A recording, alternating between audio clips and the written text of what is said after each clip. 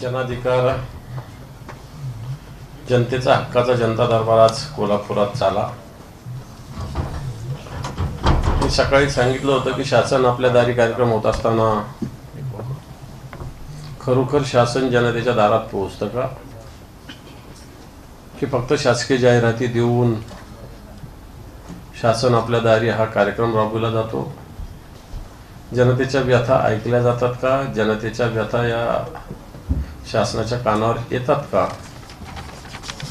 आणि याचं उत्तर ज्यावेळेस नाही येत होतं त्यावेळेस आम्ही हा जनाधिकार उपक्रम ठिकठिकाणी राबवतोय। मग मागच्या महिन्याभरात या महाराष्ट्रातला माझा 8वा का 9वा जनता दरबार आज कोल्हापुरात झालेला आहे। विदर्भ असेल, मराठवाडा असेल, उत्तर महाराष्ट्र असेल, कोकणात उद्या आहे।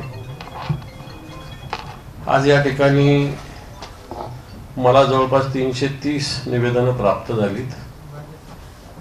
123 लोकांना मी या संदर्भात वेगवेगळ्या सूचना कामासंदर्भात पत्र दिलीत। 56 विषय असे होते की जे ताबडतोब या 330 पैकी हे काम तिथल्या तिथं झालेलं आहे। उर्वरित निवेदनं काही स्टेट लेवलचे आहे, काही आता कलेक्टरांकडे मांडलेले आहेत। निश्चित त्याचाही पाठवाचा कोणताही प्रश्न सुटणार नाही। असे प्रश्न 1-2 असू शकतात, परंतु मेजॉरिटीनं प्रश्न जर आपली मानसिकता असतील तर सुटू शकतात असे आहे।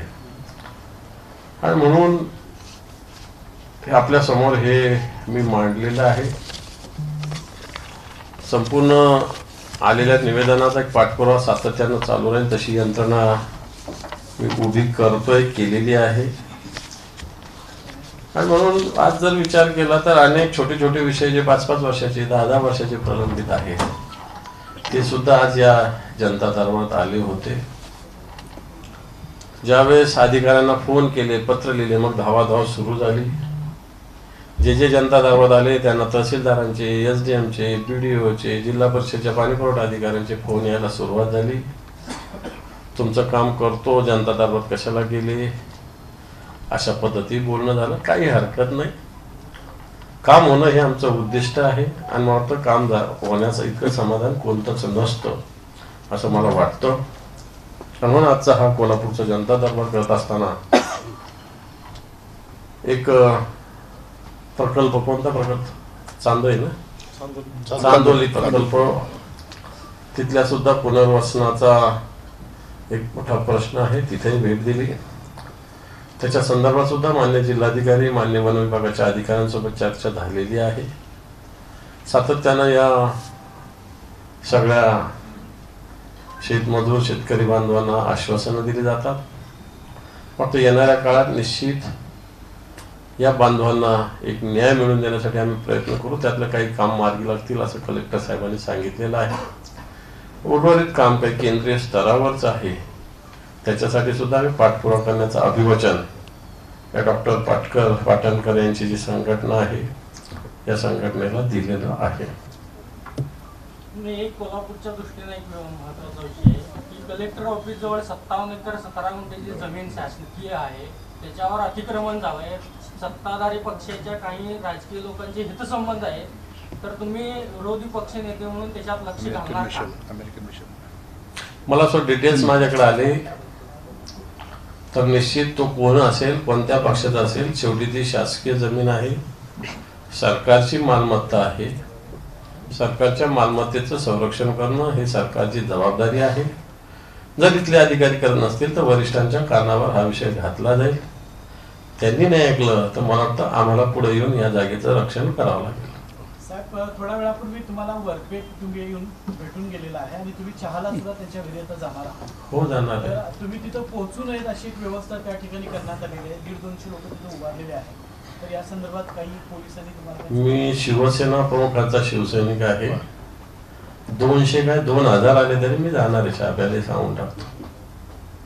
तुम्ही जनता दरबार घेतला, शासन म्हणते की शासन आपल्या दारी घेऊन आम्ही प्रश्न सोडवले, मग या जनता दरबारातून नेमकं हे प्रश्न सुटायला दिसून आले की काय दिसून आलं तुम्हाला? काय म्हटलं? शासन म्हणते की आम्ही लोकांचे प्रश्न सोडवतोय, शासन आपल्या दारी घेऊन जातोय आणि त्यांचे प्रश्न सोडवले असा दावा केला जातोय। तुमच्या जनता दरबारात काय होणार? मी हे आकडे दिलेले आहे, भले आकडे छोटे असतील हे व्हेरीफाय तुम्ही करू शकता, तसंच व्हेरीफाय तुम्ही त्यांचं करा, एवढंच माझं सांगणं. मी काही त्यांना नाव ठेवत नाही. साहेब, राज्यामध्ये गुंडगिरीचं राज्य सुरू आहे, मात्र विरोधी पक्ष म्हणून काही प्रबळ आपण ज्या काही गोष्टी केल्या पाहिजेत त्यात आपण कमी पडत आहे असं वाटतं का? मला वाटतं जनता दरबारात आपण आलो त्याच्याविषयी चर्चा झाली तर बरं झालं असतं, परंतु काही हरकत नाही. राज्यात ज्या पद्धतीनं आमदारच गोळ्या मारतात तेही पोलीस स्टेशनमध्ये मारतात, काही आमदार गणपतीच्या मिरवणुकीत गोळ्या मारतात. अनेक आमदारांच्या अनेक कथा आहेत,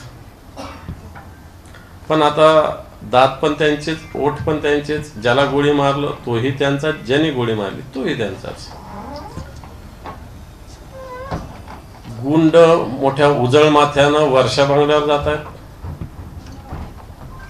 गुंडांचं समर्थन एक कोण शरद मोहोळ, त्याचा खून झाला तर त्याचं उदात्तीकरण काही लोकांनी केलं की तो हिंदू होता, मग मारणारा हिंदूच आहे, अजून कोर्ट प्रूव्ह करेल. परंतु मला असं कोणत्याही गुंडागर्दीचं उदात्तीकरण कोणीच केलं नाही पाहिजे असं माझं स्पष्ट मत आहे. कोणता का गुंडा असत नाही, छोटा असेल नाही तर मोठा असेल, आणि अशा गुंडांना संरक्षण सुद्धा कोणीच देऊ नये. परंतु आताच्या घडीला अशा पद्धतीनं गुंडांना संरक्षण या महाराष्ट्रात दिलं जात आहे. या गुंडांना वेगवेगळ्या पद्धतीनं हिस्ट्री सीटरची घटना घडलेली ठाण्यातली वाटतं, अनेक हिस्ट्री सीटर सध्याच्या घडीला भूक, म्हणजे जसं आता तुमच्या इथलं जसं कोल्हापूरचं 56 एकर 57 एकर जमीन सांगितलं, तशा अनेक गुंड याच कामाला सत्ताधारी पक्षातल्या अनेक लोकांनी लावलेले आहेत. मागच्या काळात आपल्याला आश्चर्य वाटेल, पुण्याच्या ज्या 2 निवडणुका होत्या, पोटनिवडणुकीच्या, पिंपरी चिंचवड आणि कसबा, अनेक गुंडांना पॅरोलवर सोडलेलं होतं. मी तर त्याची चौकशी करायची मागणी आपल्या माध्यमातून करावं की ज्या वेळेस पोटनिवडणूक होती त्यावेळेस पॅरोलवर पुण्यातले कोणते कोणते गुंड आले होते, त्यांना काय काय सूचना केल्या होत्या, यथावकाश हे सगळं समोर येईल. म्हणून आत्ताच्या घडीला या महाराष्ट्रात, हा महाराष्ट्र खरं तर आपण शाहू महाराजांच्या भूमीत आहोत. फुले शाहू आंबेडकरांचा, छत्रपती शिवरायांचा हा महाराष्ट्र आहे. आज गुंडांचा महाराष्ट्र झालेला आहे. मला असं वाटतं खेदाने मला वाटतं. राज्यातल्या 6 जागांसाठी निवडणूक होते राज्यसभेची, तर त्याची अधिसूचना सुद्धा आज संध्याकाळपर्यंत होईल. राष्ट्रवादी आणि शिवसेनेच्या फुटीनंतरची ही पहिलीच निवडणूक आहे, कसं पाहताय? काय पाहायचं, आमच्या जेवढी संख्या आहे त्याप्रमाणे सगळे खासदार निवडून येतील, त्याला काय पाहिजे. महाविकास आघाडीमध्ये वंचितला समावेश करून घेण्यावर चर्चा केल्यावर वंचितनं एक मसुदा महाविकास आघाडीकडे मागला आहे, कसं बघताय? मला असं वाटतं चर्चा चालू आहे, राज्यस्तरावर चर्चा चालू आहे सगळ्या पक्षाची. सकारात्मक चर्चा वंचितच्याही नेत्यांनी झाली असं सांगितलेलं आहे, आणि आम्ही सांगतो की ही चर्चा सकारात्मक होते. लवकरच या महाराष्ट्रात आमचं महाविकासाचं जागा वाटपाचं चित्र समोर येईल. छत्रपती नाशिकमधून निवडणूक लढवतील अशी एक चर्चा आता समोर येते. इकडं भुजबळ जर मैदानात उतरली तर संभाजीराजेंना त्या ठिकाणी उमेदवारी द्यावी असा एक महाविकास आघाडीकडून प्रस्ताव करतोय असं समजतं. मला काही माहिती नाही याच्यात. सर, पत्रकार शशिकांत वैद्यांच्या हत्येला 1 वर्ष पूर्ण झालंय आणि त्यातील जे आरोपी आहे आंबेकर, त्याला रिफायनरीने 4 लाख 4.5 लाख रुपये दिले. आपण म्हटलं होतं वारिसेचं जे पत्रकार आहे त्याचा मर्डर जो त्यावेळी झाला होता, ज्यांनी केला होता, त्याचे सगळे पुरावे होते, आणि आता हे प्रूव्ह झालंय की मला वाटतं अशा पद्धतीने हे गुंड जागा बळकवण्यासाठी, बळजबरी सरकारला भूसंपादन करण्यासाठी, मदत करण्यासाठीच होते, हे मला वाटतं तुमच्या या माहितीतून समोर येत आहे. महायुतीकडून संजय राठोड यांना लोकसभेच्या रिंगणात उतरवण्याची तयारी सुरू आहे. मात्र त्याचाच पक्ष असलेल्या, त्याचाच सहयोगी पक्ष असलेल्या चित्रावाग यांनी मात्र त्याला विरोध केलाय. माझा अजूनही त्या सगळ्याला विरोध आहे. एकूणच अजूनही महायुतीच्या पक्षांमधील नेत्यांमध्ये अंतर्गत फुटबोडी आणि एकमेकाला विरोधाचं वातावरण असतं. तुम्ही काय चित्रावाग आणि संजय राठोड हे नाही का, तर महायुतीचाच एक आमदार महायुतीच्याच एका नगरसेवकाला गोळ्या मारतो, याच्यापेक्षा काय वेगळं चित्र तुम्हाला सांगायचं आहे.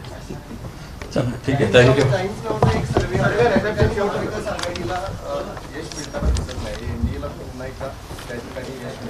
मला वाटतं सर्वे होत असतात. सर्वे मागच्या निवडणुकीत काय काय दाखवलेले आणि प्रत्यक्षात जागा किती जिंकलेल्या ह्या वेगळ्या असतात. थँक्यू. एबीपी माझा, उघडा डोळे बघा नीट.